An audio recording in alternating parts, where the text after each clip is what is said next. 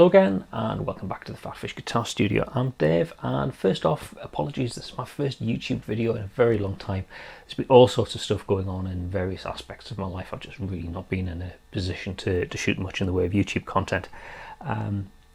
One of the things I've been doing in my absence is doing a bit of recording, and something that I was doing in the recording process, I thought that'll be a really good subject for a YouTube video, and this is that video. What I want to talk about is multi-track recording. We'll get into what that is all about, but we'll start off with just thinking about what happens in the recording process. If you come in as a guitar player, you say, let's think about, you've got somebody's already recorded the drum part, somebody's recorded the bass, and then you come in to lay down your guitar track. So we're not talking about like a live in the studio type recording here. It's where everybody's recording the track separately. Now, say you come in and you're going to be playing your rhythm guitar parts. The obvious thing to do is think, well, you'll set up your guitar, your amp, your effects, get the sound that you like, hit the record button, and then you will play your guitar part.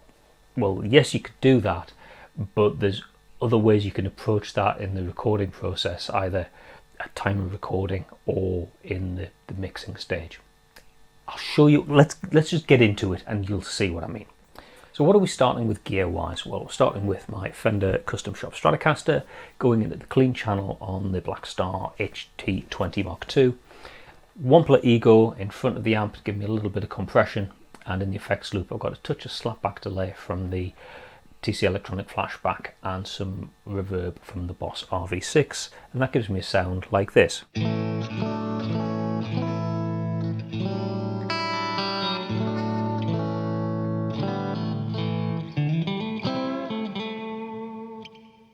So what I'm going to do is I'm going to play a riff, something I've been working on, just as a straight recording, and we hear how that sounds. What I'll do, though, rather than just playing it in isolation, because this is about a recording type of context, I'll play it alongside bass guitar and a programmed, really simple programmed drum track, because we want to think about how this sounds in the mix rather than just how it sounds in isolation. If you haven't already realised, yes, I am going to, as well as playing, I'm going to talk quite a bit in this video. I know I get a load of hate mail from people saying shut up and play the guitar. No, I need to talk because I want to explain what it is that you're hearing and what we're doing. So without any further ado, let's get on and hear just the straightforward guitar track in the context of the mix.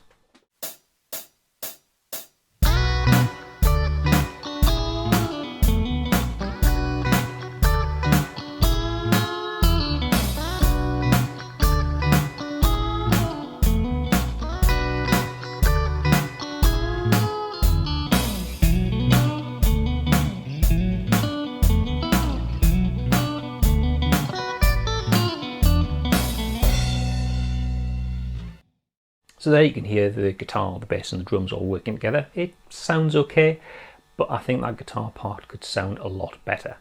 Now, the most important thing to take away from this video is the idea to start thinking in stereo. So this is generally quite a mono track.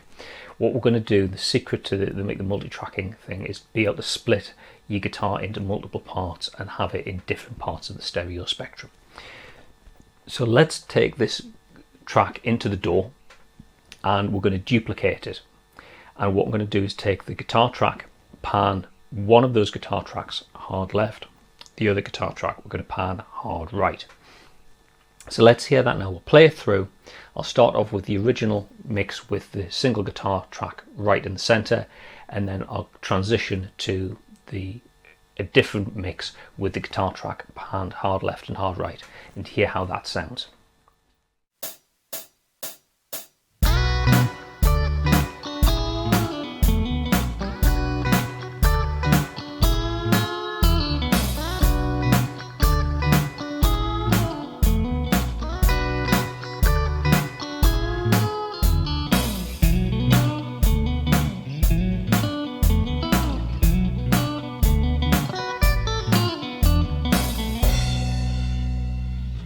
So how does that sound? Well, not a whole lot of difference, to be honest, because you're just hearing the same thing in different places, but it all kind of comes together in your ears.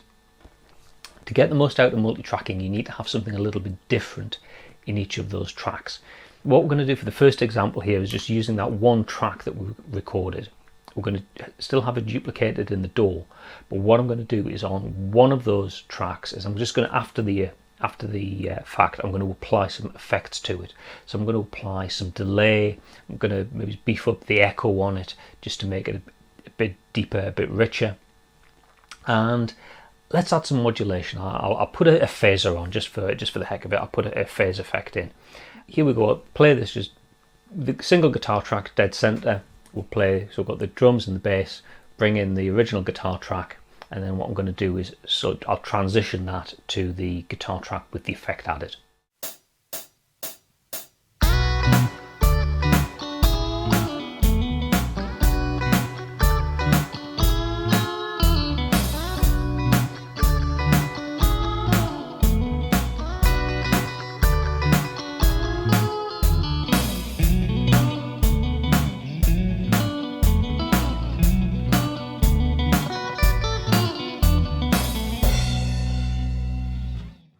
So you can hear the difference between the two guitar tracks there.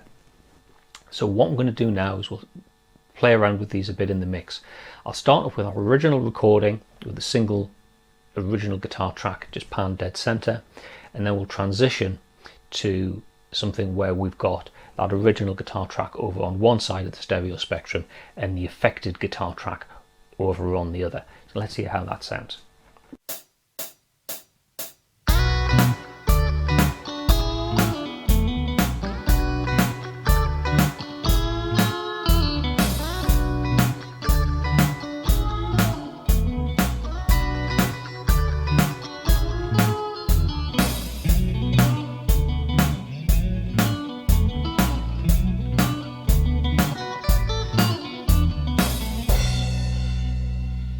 So instantly that just sounds like a much more expansive guitar track, because we've got something a little bit different, so our ears are hearing different things. So rather than that original example where I just duplicated the original track, it's all just kind of munged into one. Because we've got different sounds, we're hearing them in different places in the stereo spectrum, our ears can kind of separate them out.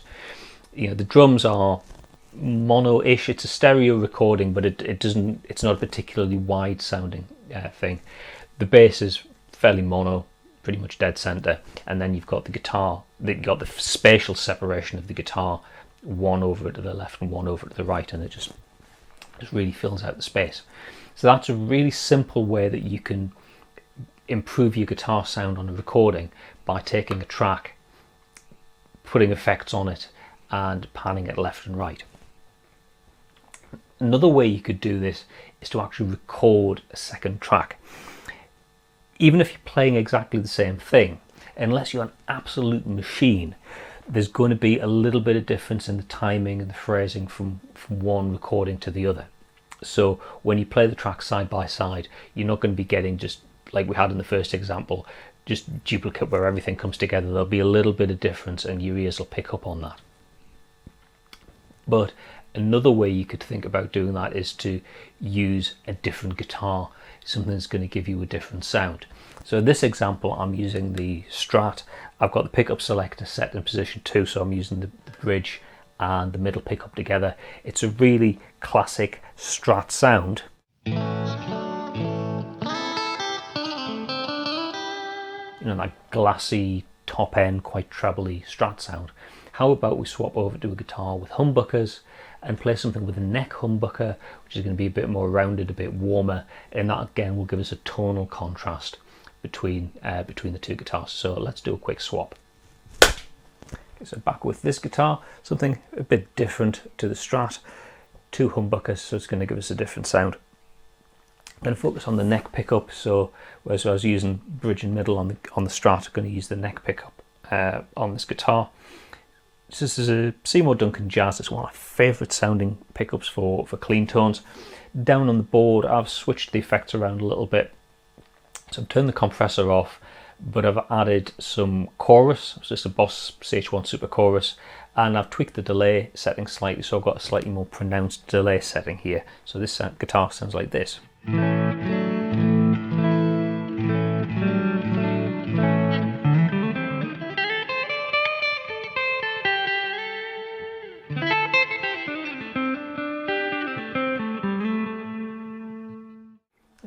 sounds really nice.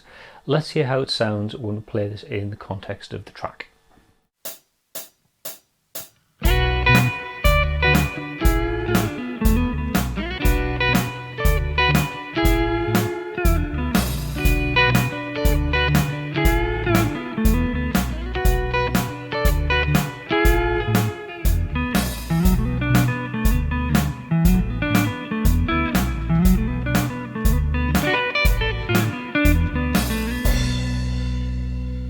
So in the mix, that sounds fine, but compared to the multi-track, it sounds a bit watered down almost. Whereas where we have the two guitar tracks filling out the space, we're back to something that's all a bit squashy and it's not as separated out. So let's hear this alongside the original Strat guitar track sound. I'm going to blend this in 3 different ways. So we're going to have the bass and the drums, and we'll have the 2 guitar tracks both panned pretty much in the center. Then we'll pan them out a little bit, so we've got the Strat on one side and the Evo over on the other, and then we'll pan them out even wider, and you can hear the difference that makes to the sound. Here we go.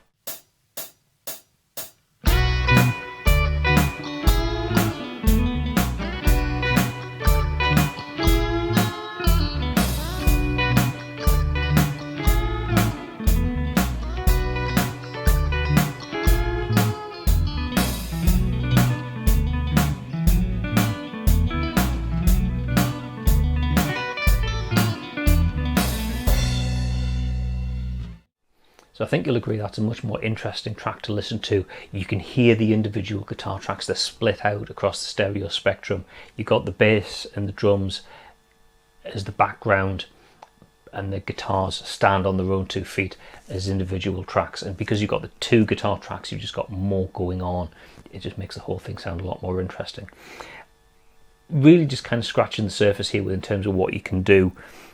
The idea of recording multiple guitar tracks. If you only got one guitar at your disposal, you can do this but use different pickup settings. Record one track with the bridge pickup, the other track with the neck pickup, or different tone settings or something, just to give you a little bit of difference. And like I said, unless you're a machine, there's going to be some variation in the way that you're picking and the phrasing between one recording and another, so you'll have that difference. Playing around with effects, whatever, to give you some difference between the 2 guitar tracks and putting one over here, one over there. Maybe do multi-track recording rather than just two guitar tracks. True multi-track, have guitar left and right and in the middle, or 1, 2, 3, 4 across the spectrum. Experiment.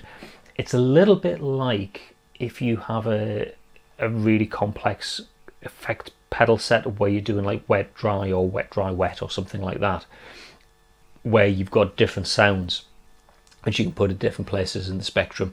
But I think by having different recordings, it just takes that idea a little bit further.